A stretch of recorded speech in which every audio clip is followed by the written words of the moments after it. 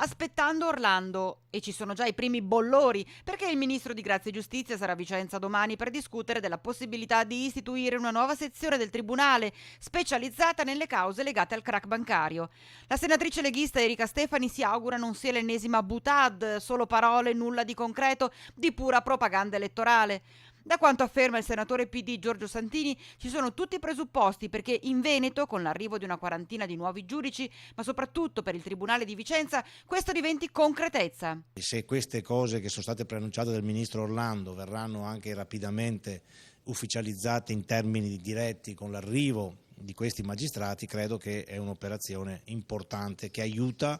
in parte, magari non come sarebbe necessario, ma in parte ad accelerare i processi e a fare in modo che chi ha avuto dei danni, tante persone, possano avere almeno il risarcimento che la legge potrà determinare. In tutto ciò torna alla ribalta inevitabilmente anche la questione del Tribunale di Bassano, meglio del Tribunale della Pedemontana. È un tribunale che serve una zona molto ricca e molto effervescente dal punto di vista imprenditoriale, non si capisce per quale motivo questo tribunale deve essere chiuso e altri tribunali che sono assolutamente molto più diroccati di Bassano sono rimasti aperti in giro per l'Italia. Quanto ai 40 magistrati, ben vengano, e io spero che arrivino subito e soprattutto spero che si metta in piedi questa benedetta task force per occuparsi delle banche, quindi che ci sia un gruppo di magistrati che si specializzi su questo tema, che è quello delle due banche popolari. Quello che desta perplessità ora è la già drammatica situazione dell'organico dei giudici ridotti all'osso, questione in più occasioni sollevata dalla senatrice Stefani, che approfittando della visita a Vicenza del ministro Orlando pone